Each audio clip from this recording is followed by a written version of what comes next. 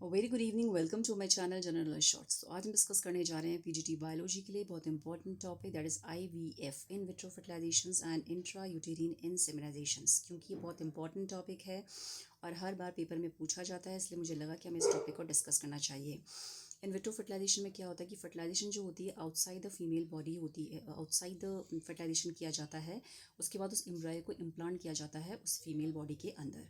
जब fertilisation outside the body होता है उसको बोलते हैं इन विट्रो फर्टिलाइजेशंस। अब डिफरेंट टाइप्स ऑफ आईवीएफ होते हैं, इससे बहुत क्वेश्चंस बनते हैं पेपर के अंदर, तो लेट डिस्कस। एक होती है कन्वेंशनल आईवीएफ, एक होता है आईसीएसआई, एक होता है जिफ्ट और एक होता है एफईटी। कन्वेंशनल आईवीएफ में ये होता है कि एग एंड स्पर्म्स को हम मिक्स करते हैं लैब में, लैब डिश में, उनको फर्टिलाइज किया जाता है। फिर उसको क्या फर्टिलाइजेशन जो होता है इसमें नेचुरली होता है और उसके बाद जो एम्ब्रॉय होता है उसे प्लेस किया जाता है यूट्रस के अंदर। अब ICSI is intra cytoplasmic sperm injections की फुल फॉर्म होती है आईसीएसआई की। इसमें क्या होता है, एक सिंगल स्पर्म को हम लेते हैं और डायरेक्टली इंजेक्ट करते हैं ओवरी के अंदर। इसमें क्यों करते हैं, किस केस में होता है ये, जब जो स्पर्म काउंट होते हैं बहुत कम होते हैं, स्पर्म की मोटिलिटी बहुत ज़्यादा कम होती है, या मेल जो होता है वो इनफर्टाइल होता है, तो उस केस में हम इंट्रा साइटोप्लाज्मिक स्पर्म इंजेक्शन का यूज़ करते हैं, जो क्या है, it's a part of IVF. Now GIFT zygotes intra fallopian transfers, ये लेस कॉमन होता है, इसकी फुल फॉर्म है zygote intra fallopian transfer. FET frozen embryo transfer, it's very very important. ये प्रीवियसली जो हमारा फॉर्म्ड एम्ब्रॉयो होता है, जो हम फ्रोज करके रखते हैं ऑलरेडी, उसको लेटर थॉट किया जाता है और तब उसको यूज़ किया जाता है एफईटी में। इसमें फ्रोजन एम्ब्रॉय ट्रांसफर में क्या होता है, frozen एम्ब्रॉय is being used.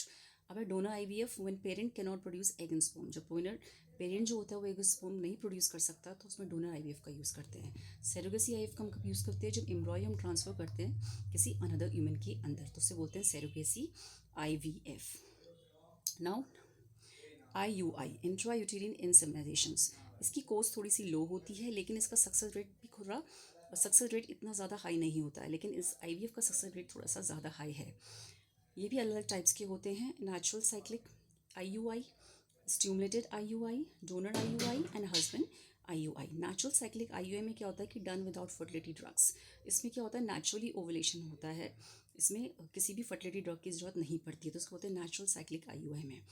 Stimulated IUI में क्या होता है, ovulation stimulated using medicine, ovulation को स्टिमुलेट किया जाता है मेडिसिन, जो इंजेक्शन का यूज़ करके, तो उसे बोलते हैं स्टिमुलेटेड आईयूआई।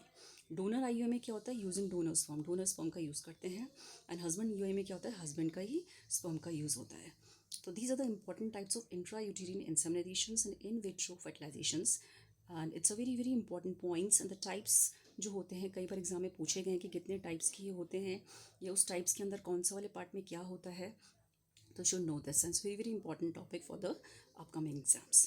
Thank you.